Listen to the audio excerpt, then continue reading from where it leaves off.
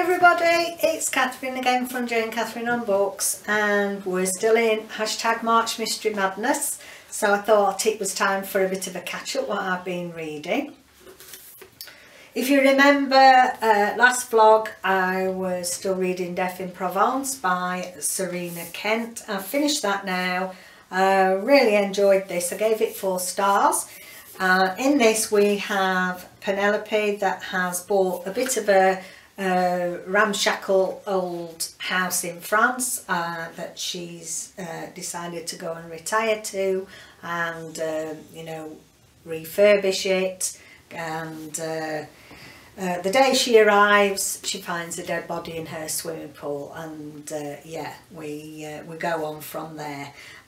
It's a good read. It's a good plot. If you remember, I had problems in the beginning because there was a bit of an editing issue with the tenses, but that went after the first couple of times, and thoroughly enjoyed it. Especially liked her friend Frankie that used to keep coming over from the UK to give her moral support, as she was quite a character and said what she thought. We've got the enigmatic mayor of the town, who at one time, you know, you start to wonder if he was the baddie. You know, he was a bit of a character, and yeah, thoroughly enjoyed it. There was a lovely atmosphere of France, of the way of life in small villages, and how the mayor really is head of the village.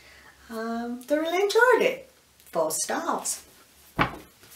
Then I read Don't Make a Sound, David Jackson. If you remember, that was actually one that was, it's hard to get this with the light. There you go. One that I read a chapter, you know, if you haven't seen that yet, it's up in the cards.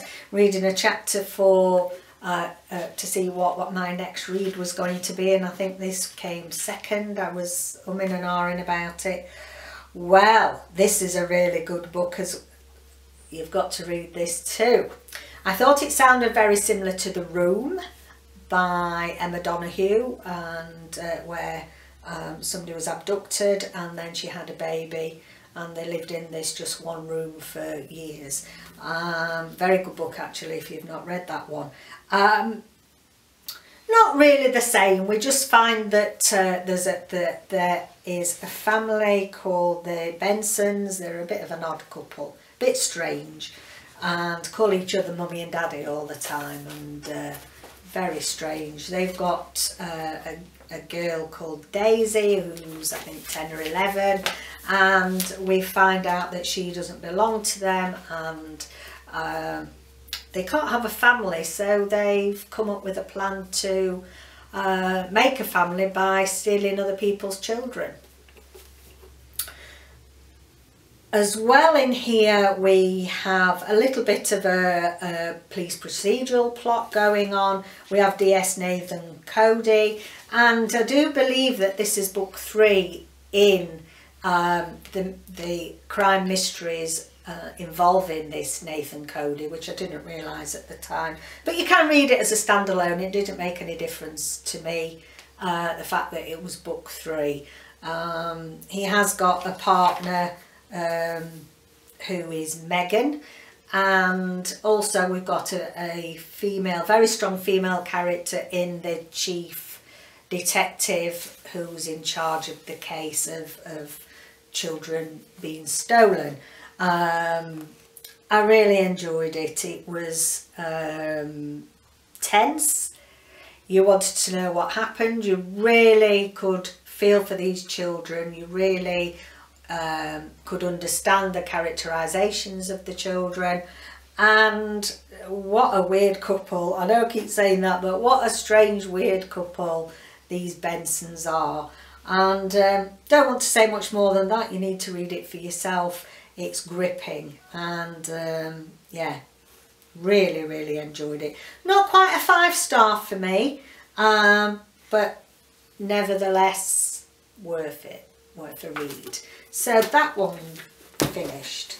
Now, also, if you recall, this is the book, It Ends With Us. This is the book, oh, It Ends With You, sorry, not It Ends With Us. This is the book that won when I did the triad chapter for picking my next mystery. I didn't realise that it was a YA. Nevertheless, it was excellent. You wouldn't, I don't know, I wouldn't totally place it as a YA read because it was so well written. I did give this 5 stars. There's just something about it that you are drawn in and you're riveted. And basically we have, I remember I showed you the thing, we have social media sections in this as well. So the social media, we've got one narrative there, which is a blog. It's an anonymous blog post called the Big Bad Blog. That's a mouthful. Big Bad Blog.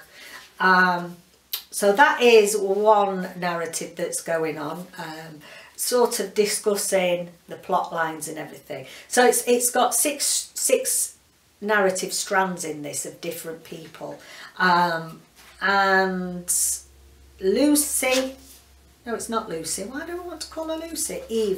Eva's gone missing. Eva's the golden girl. Everybody thinks she's marvellous. She expects to be she's an A-star student and she's pretty and everybody thinks she's a perfect angel, and she goes missing and her boyfriend Luke is accused of knowing where she is or what's happened to her. Bit of a bad lad, but actually I liked Luke, and you could feel for Luke all the way through this. He really comes from a bit of a disadvantaged family, and he really is a softie and a really lovely person underneath it all, but he's got a bit of a temper because, you know, it's as if he's had to look after himself for a while. So he's one of the narrators. We've got the Detective Inspector Jackson, who is in charge of the case of the disappearance. We have his daughter Carolina, who is not a popular girl at school, and she feels that one day she will be as good a detective as her father, so she sets out on her own little course, shall we say, to try and find out what's happening and who is implicated in all this. We've got Rob, who's Luke's best friend, but he comes from a very privileged background, but he's a bit of a, not a nice lad really, deep down, how he treats people. And then we've got Siobhan, who is Eva's best friend. Now, it sounds like it might be really confusing because of all the split narratives. It isn't at all. It's very easy to follow. It does say whose narrative strand each chapter's named with the person who is narrating that particular. And it's interesting because you're looking at this from all angles, but really as we're going along, the plot is building. There's more to this than meets the eye.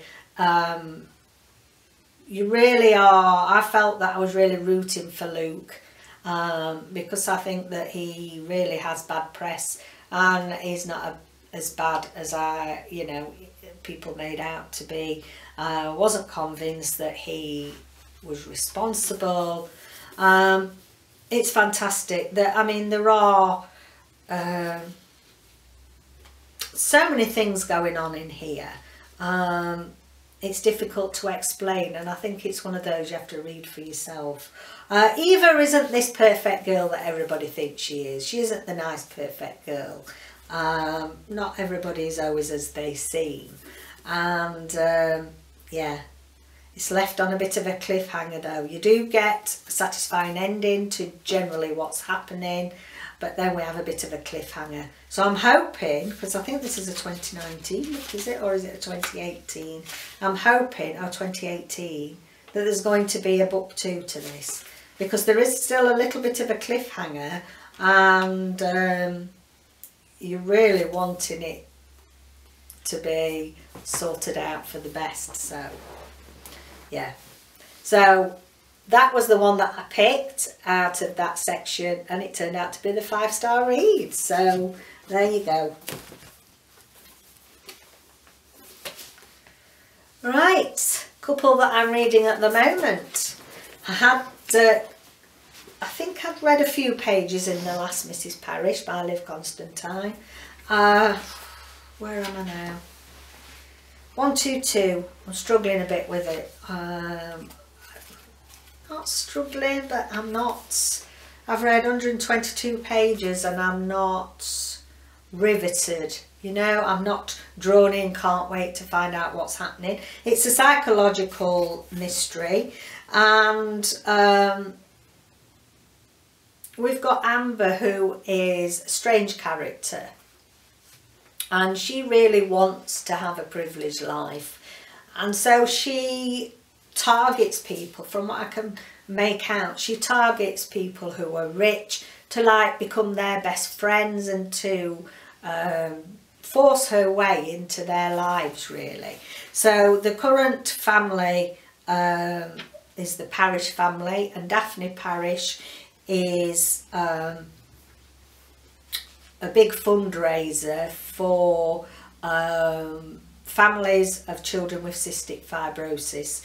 And so we've got Amber that wheels her way in through that back door, shall we say, and yeah, not sure what she's up to. Definitely there's going to be some sort of psychological twist, but to be honest, at the minute it's, you know, it's nothing special, nothing outstanding. So yeah, I shall finish it, I shall carry on with it, but I'm struggling a little bit because I think, oh goodness sake, something really, you know, exciting happen. It might still happen yet, but we don't know. So just to ease that off a little bit, I picked up one of Erin Kelly. I've got a few of Erin Kelly. This is The Sick Rose. I have read He Said, She Said. I read that, I think, ages ago for the, I got an art copy from the publishers for that. And this is about Paul, who has really had a difficult start in life, and so has ended up being with the wrong crowd and getting into bother. And where I am up to now is that it looks like he's been enrolled in a rehabilitation program, so that, you know, they could see if at the end of the day they can keep him out of prison and put him on the right track. Now there, where he's working on this project, he meets Louisa, who she's involved in this project as well, and it seems that there's a bit of a love story going on. A relationship develops between the two of them, however their past comes back to haunt them in some way. And yeah, I'm expecting great things. I mean, I'm enjoying it so far. I'm on page 60, so we'll see how that one goes. Finally, I have finished my group read book, but don't worry, you've still got this week till next Monday when we start with book 2, and it's bound by duty. All the details are on Goodreads, so if you go to Goodreads groups and join the March Mystery Madness group club there, and then once you become a member you go into March Mystery Madness 2019, and there will be a thread there, Jane Catherine's group read. So you've still got another week to read Bound by Duty. I thoroughly enjoyed it. I gave it 4 stars. I'm not going to say too much about it here because there's some people might just be starting to read it with having another week to go. Yeah, so far so good. March Mystery Madness is going well. See you again next time.